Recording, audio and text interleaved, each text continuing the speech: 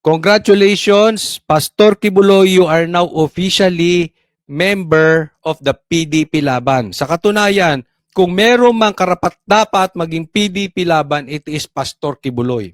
Dahil si Pastor Kibuloy ay matagal niya ng matalik na kaibigan si PRRD.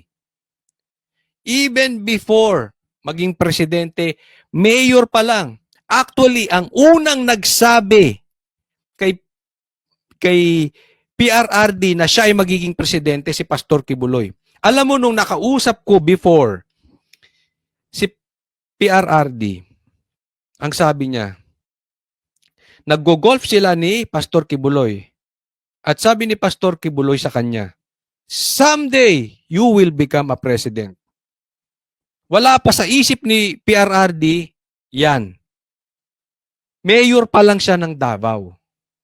Ganun po ka-close si PRRD at si Pastor Kibuloy. Nanatiling loyal si Pastor Kibuloy until now. Kaya kahit mga anak ni PRRD, mahal si Kibuloy. Si Pastor Kibuloy. Mahal siya ni Baste, mahal siya ni BP Sara. Si Pulong, hindi ko pa nakakausap personally.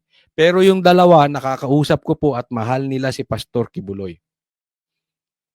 Kaya naman, eto si PRRD ngayon ay nagdidiwang dahil kasama na nila, kasama niya na mismo sa partido si Pastor Kibuloy. Nagdidiwang po ang DDS community. Mga Muslim, Assalamualaikum warahmatullahi wabarakatuh. Maayong buntag kanatong tanan. Ako si Attorney Israelito Torion. I'm here to speak for my principal, Pastor Apollo C. Kibuloy.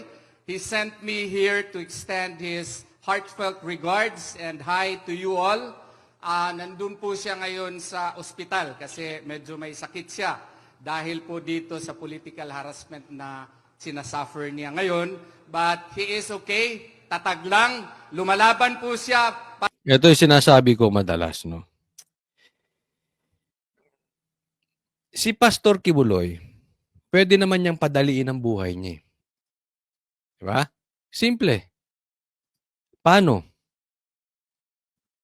Sumayaw lang siya sa tugtog ni Marcos? Sumayaw lang siya sa tugtog ni Tamba? Gaya ng ginawa ng iba? Kikita pa siya. Nabanggit sa amin yan. Nabanggit sa amin yan ni Pastor Kibuloy. Nabanggit yan sa amin ni PRRD. At alam ko maniniwala kayo dito kasi imposibleng hindi siya lalapitan. Before pa nilapitan na yan para bumaligtad. Same thing. Si Banatbay at ang Banateros nilapitan para bumaligtad. Hindi pumayag si Banatbay, hindi rin kami papayag. Ang buong Banateros hindi pumayag. Kaya naman, puro demanda ang inaabot ni Banatbay. Same thing with Pastor Kibuloy. Ginapang din ito. Pinalilipat. Inaalis yung kanyang loyalty. Sinubukan. Nagtagumpay ang iba, sila sa iba. May mga nagbaligtaran. Meron pa nga dyan sa Congress na dati napakasipsip.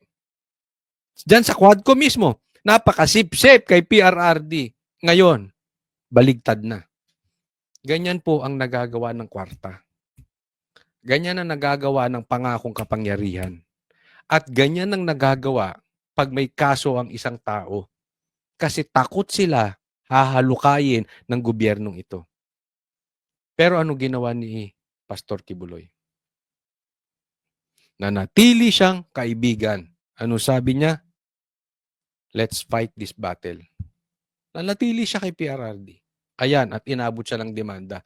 Kaya dyan pa lang makikita natin na malaki ang matutulong ni Pastor Kibuloy sa bansang Pilipinas. Bakit? Hindi duwag. Marcos, you listen to this. Pastor Kibuloy is not weak like you.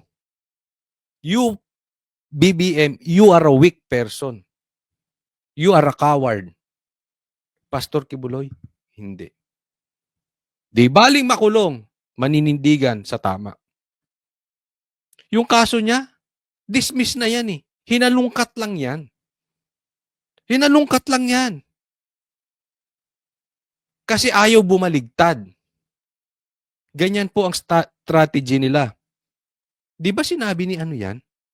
Sinabi ni Vice President yan, patungkol kay Tamba.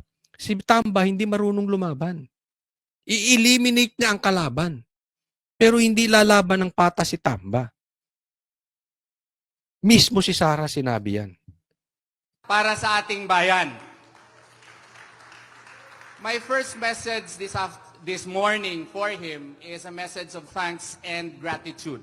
I would like to express, in behalf of Pastor Apollo Sikibuloy, his heartfelt thanks to the Executive Committee of the PDP Laban. Thank you very much for formally adopting our principal, Pastor Apollo Sikibuloy. Maraming salamat sa PDP ha. Official po. Thank you. Official na po. PDP laban na si Pastor Kibuloy. Alam mo, malaki maitutulong ni Pastor Kibuloy sa PDP. Malaki po. Dahil, eto ha, sa Mindanao, sure win na si Pastor Kibuloy. Actually, nasa top 2 siya eh. Okay? Meron pong sariling survey, legal na survey, ginagawa ang ibang grupo. Hindi ko na lang babanggitin ko ano. Para alam nila kung sino yung pasok at hindi. Si Pastor Kibuloy sa Mindanao nasa top, including Bato and Bongo. Sa Visayas, pasok din. Although wala sa number 2, nasa mga numbers 6, 7, 8 si Pastor Kibuloy. Together with Bato and Bongo. Ang problema na lang talaga, NCR. Okay? Dito, medyo mababa si Pastor Kibuloy. Pero shoot na sa Mindanao at sa Visayas. Okay? So dito na lang natin tulungan si Pastor Kibuloy ikampanya.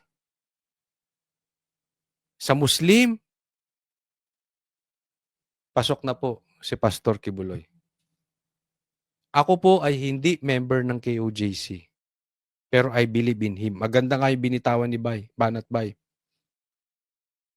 Kung hindi pa rin ni Pastor ang kanyang mga pangako, kung sakaling siya'y manalong senador, kami mismo magbibitaw sa aming pagbablog. Tatandaan po natin, ito po ay hindi ko kayo sinisisi. Welcome back po doon sa mga nabudol. Nire-remind ko lang po kayo na ang Banateros ay hindi nagpapabudol. Hindi kami basta-basta nagpo-promote ng kandidatong alanganin. Kahit na, pansinin nyo, maraming matatalino sumang-ayon na suportahan si BBM. Maraming matatalino na DDS pero sinuportahan si BBM, not Banateros. Kasi sinasabi nila, ang sinuportahan nila si BP Sara. That's your opinion. Basta kami, hindi namin sinuportahan si BBM. Hindi po kami nagbalimbing, minumura kami ng mga DDS before. Nagagalit sila sa amin, hindi raw kami DDS kasi hindi namin sinunod si BP Sara. Anong sagot ko? Time will reveal. Panahon lang, papatunayan namin tama kami. Ngayon, lumalabas tama po kami. Hindi ko po sinasabi ito para ipagmalaki. Ito'y sinasabi ko sa inyo, pag pumili kami ng kandidato, matalo, manalo, pero hindi kami budol-budol. Hindi kami nagpapabudol sa mga kandidatong mahihina. Kung maraming matatalino nauto si BBM, hindi nauto ni BBM ang Banateros. Kibuloy, his members, loyal members, 7 million, all of them are very thankful to all of you for now. Binabati ko pala ang 7 million members ng KOJC. Shout out sa inyo dyan. Pagpatulungan po natin ikampanya si Pastor Kibuloy. Formally adopting him as his principal, as an official candidate of PDP Laban. Si Pastor Apollo Sikibuloy po ay hindi lamang kaibigan, para na pong kapatid ng ating kagalang-galang na presidente, pinakamamahal si Presidente Rodrigo Duterte. Mismo. Pastor Kibuloy is PRRD. PRRD is Pastor Kibuloy. Matalik magkaibigan yan. Wala sigurong lalapit na politiko na hindi iniwan si PRRD bukod kay Pastor Kibuloy. Siguro si Bongo lang. Sila talagang dalawa ang pinakamalapit kay PRRD. Kaya it's impossible na DDS ka or maka-Duterte ka, hindi mo iboboto si Pastor Kibuloy. Si Pastor Kibuloy may napatunayan na. Dahil siguro sa kanyang relationship ng ating Pangulo, kaya siya po ang nakita ng administrasyon na ito na gawain po sigurong example para ipakita sa atin kung gaano sila kalakas. Yon. Totoo yung sinasabi ni Atty. Toriong. Kaya ginigipit si Pastor Kibuloy para ipakita at takutin tayo na malakas ang gobyerno, huwag kayong kukontra sa amin. Kayong mga malalapit kay Duterte. Gaya mo, Pastor Kibuloy. Yan po. Kaya naman po hinaharas si Pastor Kibuloy because of the Duterte. Kaya nakita po ninyo ang aming nadaranasan. Nakita ninyo kung ano ang na-experience namin. Yes. Pinasok kami. Nandoon kami mismo for more than 16 days bago pa dumating yung pulis. Yan yung sinasabi ko na sinabi ni Marcos, doon sa 5,000 pulis na pumasok sa KOJC, ni isa walang baril. Kaya nga, sinasabi ni Marcos, walang baril na pumasok sa KOJC. Walang blank items. At wala din siyang alam sa droga. Tandaan nyo, tinawag na bangag ni PRRD si Marcos. Anong sagot niya? Nagpi-fentanyl si PRRD. Para niya sinasabi, hindi ako adik. Wala akong alam sa droga. This is the same person na nagsasabi, walang blank items. Na walang baril pumasok sa KOJC. Ganyan po ang presidente natin. Kung wala pala tayo sa kapangyarihan.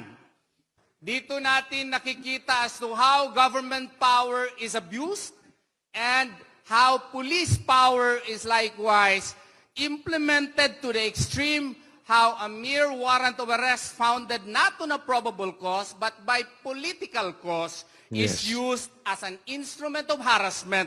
Ayun. Ang pinapaliwanag lang dito ni ay yung pagpasok sa KOJC at yung paghuli at pangaharas kay Pastor Kibuloy dahil sa politika lang.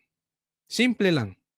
Dahil malapit siya sa Duterte at talagang pipilayan. Yan ang motibo nila. Pilayan si BP Sara. Kaya guys, this is very important. Ang malakas po ngayon sa survey, Pastor Kibuloy, yung survey na sarili na yung walang bahid ng kalokohan na. Pastor Kibuloy, Bato, and Bongo. Hindi ko alam kung may nakalimutan pa ako, pero yun yung talagang malakas sa PDP. Suportahan din natin yung iba. Kailangan natin ng numero. No? Etong tatlo yung pumapasok sa top 3. No? Pero ako naniniwala ako, habang palapit na palapit, kaya ginigiba na nila ang mga vloggers. Alam nyo kung bakit? Alam nila na ang nagpanalo kay PRRD, mga vloggers. And remember this, sa aking pananaw, ako'y naniniwala, hahataw si PRRD pagpalapit na yung eleksyon. That is the style of PRRD. Hindi yan nagagumahol ngayon na parang si Abalos na puro tarpaulin o billboard niya ang nakapaskill sa buong Pilipinas. That's not his style. Abangan ninyo ang galaw ni PRRD. And then, gagamitin ng social media. Kaya naman pinipilit pahintuin, pinapatawag netong mga tuwadkom or netong mga magugulang na buhaya ang mga vloggers para takutin. Kaya lang ang nangyayari, bumabaliktad, nagba-backfire. Hindi po natatakot yung mga vloggers.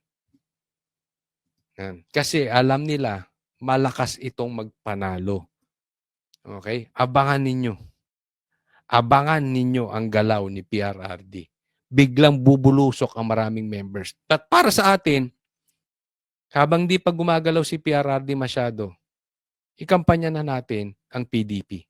Against the number one supporter of our beloved former President, Rodrigo Duterte. Pastor Apollo C. Quiboloy did not have a plan to run for the Senate, and that is a fact. Yan. Totoo yan. Walang plano si Pastor Quiboloy tumakbo bilang senador. May katunayan ka? Yes. Ano? Presidente si PRRD before, hindi siya tumakbo. Ni hindi nga siya kumuha ng posisyon. Ni hindi siya naging sekretary. Ako'y naniniwala, isang hingi niya lang kay PRRD dahil si Pastor Quiboloy ay talagang magaling na leader at the same time, dikit kay PRRD, bibigyan siya ng posisyon. Pero ano, kumuha ba siya? Hindi. Wala sa plano niya. Kaya lang ngayon, kailangan ng taong bayan si Pastor Quiboloy. Kailangan natin. Tayo po ang talo pag hinayaan nating palagpasin ang opportunity na ito. Ang dami pong maitutulong ni Pastor Quiboloy. I-expose niya yung mga loko. Pag nakaupo yan, i-expose ni Pastor Quiboloy itong mga kulokoy dito, mga senador. Ay, alam nyo naman, kita nyo naman kay Pastor Quiboloy, nagdadadakdak. And, kung hindi man siya makapagsalita sa loob, dahil hinaharas siya, huwag kayong mag-alala. Kami, pansin nyo, hindi kami tumitigil. We are the spokesperson of Pastor Quiboloy. Hindi namin tatantanan yan. Maniwala kayo sa amin. Yung SMNI, hindi yan nakita nyo bang purumeno SMNI? Gaya ng pagpreno ng mga mainstream media? Hindi. Bakbak kami kung bakbak. Hindi namin tatantanan yan. But because of what happened to him recently, he found it in himself to become the voice of protest, to become a reminder to each one of us that democracy is a force to reckon with if we are willing to fight for it. And that is why I urge you, ladies and gentlemen, your fellow members now of PDP Laban, please convince not only your family members, but likewise your friends, your neighbors, your faith, Yan. your faith. Parang sinasabi lang ni Atty. Torion, convince natin. This is very important. I-convince natin lahat ng taong nasa paligid natin. Kamag-anak, katrabaho, kaklase, kaibigan, kaaway, pati kaaway, convince na natin. Brothers, to vote for my client, my principal Pastor Apollo C. Quiboloy. Why? Sa akin pong mababang pagtingin, siya po ang kandidato na hindi na po kailangan natin ng Exhibit A. Mhm. Tingnan po natin kung anong nagawa niya sa kanyang grupo. Ayun, tinan nyo to ha. Kaya naman malakas ang Duterte. Alam nyo kung bakit? Kasi yung ginawa ng mga Duterte sa Davao, that is the exhibit, that is the resibo, that is the receipt of Duterte. Nung nakaupo si PRRD, yung ginawa niyang maganda sa Pilipinas, yan ang exhibit niya, yan ang resibo niya. Kaya until now, siya lang yung presidenteng tapos ng termino pero siya pa rin ang hinahanap. Hindi katulad ng mga nakaraang presidente, pagkatapos ng termino, ayaw na sa kanya ng tao. Bakit? Lumabas yung pagkabudol. Lumabas yung totoong pagkatao. Walang nagawa ng urakot lang. Si PRRD lang yung ganyan. Same thing kay Pastor Quiboloy. Si Pastor Quiboloy may exhibit. Yung grupo, yung kanyang simbahang KOJC. Again, we are not members of KOJC and yet we are supporting. Bakit? Hindi namin nabalitaan lang, nakita ng aming mata ano ang ginawa niya sa KOJC at doon sa mga taong nakapaligid. Not only the members, pero pati yung mga bata, yung mga hikahos ay tinutulungan niya kahit hindi members. Sa kanyang organisasyon. Ako po ay isang balik Islam. Hindi po ako miyembro ni Pastor Apollo C. Kibuloy. But Same I thing could with us. sense and I could see within my two eyes and in my heart how devoted his members to him. Ano yung sinasabi niya ni Atty. Torion? Hindi siya Muslim siya. Pero nakikita niya kung gaano ka-devoted o kung gaano ang pagtingin ng mga members niya sa kanya. Alam mo yung nakikita ni Atty. Torion? Yan ang nakikita. Kasi ang tagal namin nagsama ni Atty. Torion dyan sa Siege. Araw-araw kami nagkikita niyan. At araw-araw din namin kasama ang mga taga-KOJC. One thing for sure, KOJC members are not plastic. Hindi sila urukan. And until now, kung anong nakita namin sa KOJC sa Davao, yun ang nakikita namin sa SMNI sa Makati, yun ang nakita namin sa KOJC sa Hong Kong, yun ang nakita namin sa KOJC Japan, etc. etc. Kung saan man kami mapunta, pare-parehas. Hindi plastic. Matitinong tao. And look at his achievements as a private person. As a private person, he founded KOJC, he founded SMNI, he founded the once humble JMC and still humble now, but by the grace of Allah subhanahu wa ta'ala, he has taken this organization to greater heights. Ayan. Sinong politiko na may merong achievement na ganyan? Maraming members. Sabihin na lang natin kung hindi man siya pastor, sinong politiko yung maraming members? Meron siyang eskwelahan na maayos. Marami siyang members. Marami siyang natulungan. Sino? Wala akong nakikitang politikong ganyan. Without any buds of corruption, without any hint of any irregularities whatsoever. Kita namin yan kay pastor. Hindi korap. Hanap ka ng politiko na hindi korap. Hindi po korap. Mamaya ipapaliwanag ko. Again, nakikita namin eh. Kaya willing kaming itaya ang karir namin kay Pastor Kibuloy. Kung hindi niya matutupad.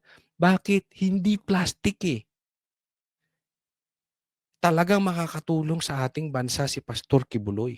So if you bring this man to the Senate with his intelligence and his love for the country, I do believe that this country will move forward, not only because of himself, but because of his advocacies and because of his love for our country. Yes. Aabante tayo pag nanalo ito si Pastor Kibuloy. Isipin yung mabuti. Wala, kung meron mang tao na pwedeng katulad ni PRRD, yan si Pastor Kibuloy sa Senado.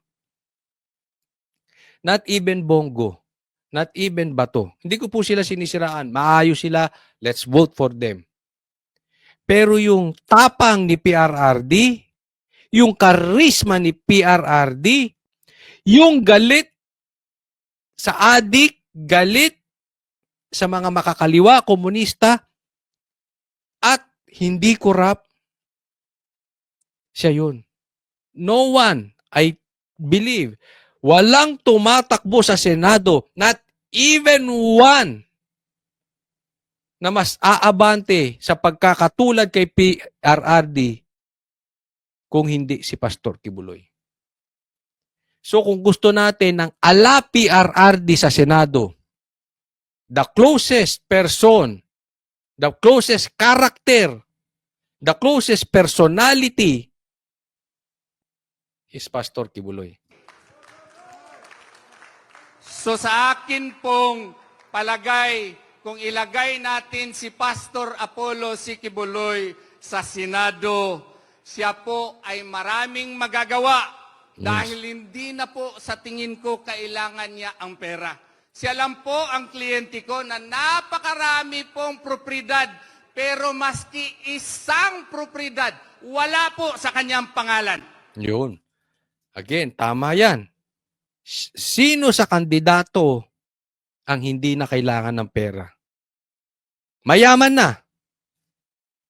Lahat ng kailangan pwedeng ilapag sa harap niya. Si Pastor Quiboloy lang. Hindi niya kailangan mangurakot. And at the same time, napakayaman niya. At napaka-giving. Bakit? Wala sa kanyang pangalan lahat ng ito. Ang may-ari ng mga ari-arian ng KOJC ay ang mga workers, ang mga members mismo. Wala sa kanya. Naipaliwanag sa amin yan ito nung kukwentuhan ko si MJ Mondehar, sabi niya. Sabi ko, hindi mo ba gustong, halimbawa ay umangat ka at lilipat ka ng ibang istasyon? Sabi niya, wala bang nag-aalok sa na sa ibang istasyon? Kasi magaling si MJ Mondehar. Ang sagot niya, ba't ako lilipat? Kami may-ari nito. Sila po ang may-ari ng SMNI. Sila ang may-ari ng Kingdom. Sila ang may-ari ng KOJC. Sila ang may-ari ng Prayer Mountain. Silang lahat. Hindi si Pastor Quiboloy. Look how giving he is. When I had a case in Hawaii, I think you know that, he sent me there to Hawaii because allegedly he was arrested on a trumped-up charge. I went there, prayed to Allah subhanahu wa ta'ala, drafted a letter to the FBI as well as Department of Homeland Security, and by the grace of Allah, the airplane was surrendered to me. And he was so happy. Oh, binigay sa akin kaagad. Akala nung lawyer namin sa Amerika, makapag-acceptance fee na naman siya. Acceptance fee po doon, magipag-usap ka lang ng abogado. Naku, ang $2,000 per hour po. No? So, ang mahal. But by the grace of Allah, pina-release sa akin, ang saya-saya niya. Pinapunta niya ako sa mga properties niya, akala ko kanya, sa bawat estado po. To my shock and amazement, not one of these properties is in his name. Yun. Ang dami rin naming napuntahan. Marami po kasing branches. Tawagin na lang natin KLC, yung KOJC sa iba't ibang bansa. Marami silang properties. Nakita po namin yun. And yet, tama si Atty. Torion, ni isa hindi nakapangalan kay Pastor Quiboloy. Ganyan po si Pastor Apollo C. Quiboloy. Tingnan nyo yung JMC, that's a 15-hectare facility beside airport, hindi po sa kanyang pangalan. Yung eskwelahan, yung JMC, Jose Maria College. Diyan po yan yung sinugod ng 5,000 pulis. Araw-araw iniikot namin yan. Nagkaroon, may law school dyan. Yung law school nga niyan ay napakagaling at meron silang one time na ang bar nila ay 100% ang passing rate. Dapat dyan nag-aral yung mga bobong abogado. Dahil pasado lahat. Again, yung eskwelahan na yan, hindi lang law school, maraming kolehiyo yan. Elementary hanggang college. And yet, hindi nakapangalan sa kanya. Yan. Tingnan nyo yung sa Tamayong, Glory Mountain, doon sa prayer. Glory Mountain, ilang beses na rin namin napuntahan. Napakaganda nun. Itong Glory Mountain, itong Prayer Mountain, before, nahihirapan ng mga tao doon sa baba. Kasi sa taas yun eh. Pinatayuan ni Pastor Quiboloy ng daan na nakikinabang ang buong syudad. Ganun po katindi. Walang bayad.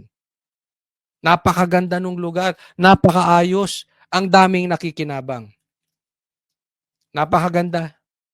Hindi nakapangalan kay Pastor Kibuloy. Mountain, hindi po sa kanya Prayer Mountain, ilang beses na po ako nakatulog dyan. Nag-golf pa kami dyan. Napakaganda. Hindi nakapangalan sa kanya. Sino may-ari? Ang mga members. ang pangalan niya. Tingnan niyo ang SMNI, Suarasug. Wala po sa kanyang pangalan. Oo. Seminay, nakapangalan. Sino may-ari? Ang mga members. Ganito po ang tao si Pastor Apollo C. Kibuloy. Ngayon, Coach Soli, ano ngayon kung hindi sa kanya nakapangalan? Ibig sabihin, hindi greedy si Pastor Kibuloy.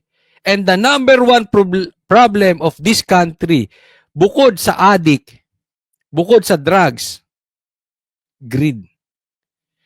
Politicians, kaya walang mangyari sa atin, bangayan ng bangayan dahil sa greed of power. Bakit hindi tayo umaasenso? Dahil sa greed of money. Swapang ang bansang Pilipinas. Lalong-lalo na itong mga politicians natin.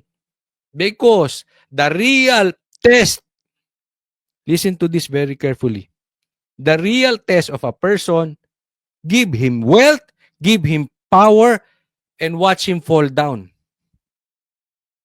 Watch him turn into evil. Tingnan mo, abangan mo, magiging demonyo yan.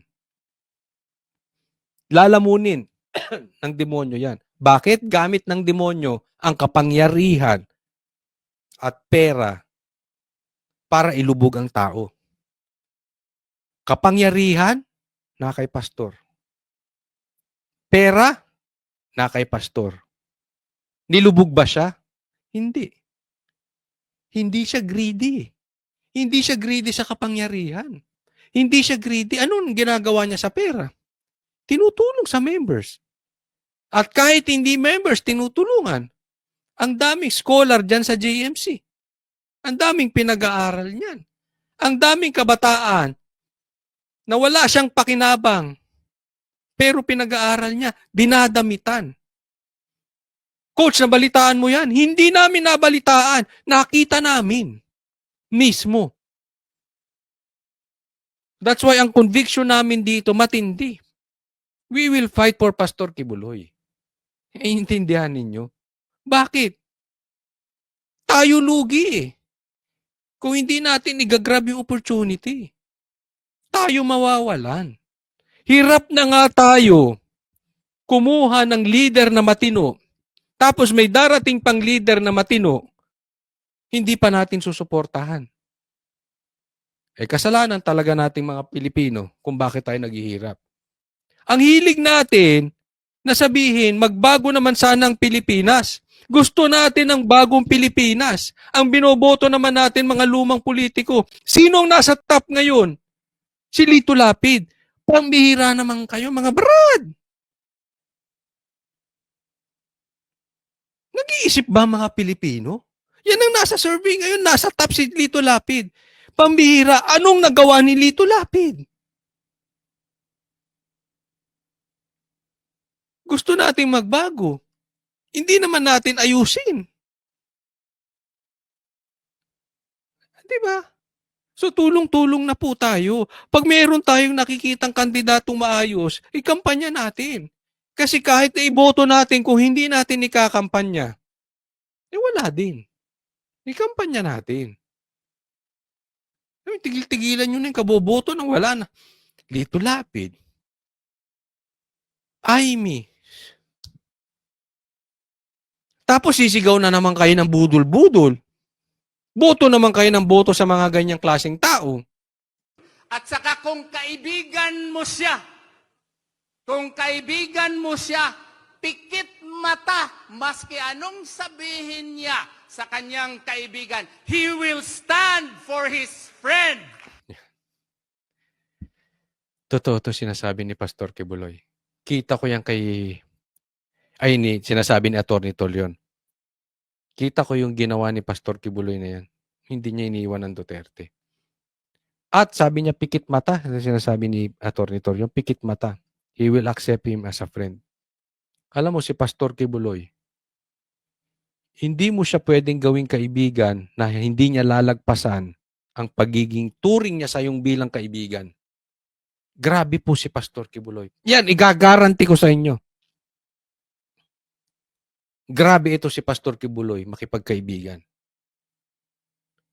To the point na kahit na halos patayin na siya, kutsain siya, ikulong siya, mag-iingat po tayo. Ha? Si Pastor Kibuloy ay hindi nang iiwan ng kaibigan. Mag-iingat tayo sa mga traidor na nang iiwan ng kaibigan. Mga walang utang na loob, itong administrasyon natin. Tingnan nyo anong ginawa kay Sarah. Iniwan. Tanong ko sa inyo, iniwan ba ni Pastor Kibuloy si Sarah? BP Sarah? Iniwan ba ni Pastor Kibuloy si PRRD? Iniwan ba ni Pastor Kibuloy ang kanyang mga members? Iniwan niya ba ni Pastor Kibuloy ang Pilipino? Hindi. Until now. Kaya nga siya tumatakbo para ipaglaban ka, ipaglaban ako, ipaglaban tayong lahat. Kahit na siya ang mag-suffer. Ayan. Ngayon, binobola ko ba kayo? Tingnan ninyo. Saliksikin nyo. Kung hindi ginagawa na ni Pastor Kibuloy yan, matagal na. Just as what he is doing now for the former president. So akin po kayong nire-request po from the bottom of my heart, as a Filipino and as a friend of Pastor Apollo C. Kibuloy, please place him in the Senate because he will be your main warrior against corruption in our country today. Yun. Mismo. Yun na po yun. Sino si Pastor Kibuloy? Yun na yun. He is our warrior against corruption. Tatandaan nyo. Siya ang ipaglalaban tayo. Siya ang makikipaglaban para sa atin against corruption. And once and for all, let's finish the problem of the Philippines. And the number one problem, corruption. Gusto ba nating maayos ang korupsyon? Siya po ang una nating iboto. Number 1 sa balota na ilagay natin, Pastor Kibuloy. Maraming salamat po. Huwag niyo pong kakalimutan ang programa ng Banatero sa SMNI. At huwag niyo rin pong kakalimutan na mag-subscribe dito sa channel ko, Coach Oli News PH. Para sa Diyos at Pilipinas nating mahal, God bless everyone.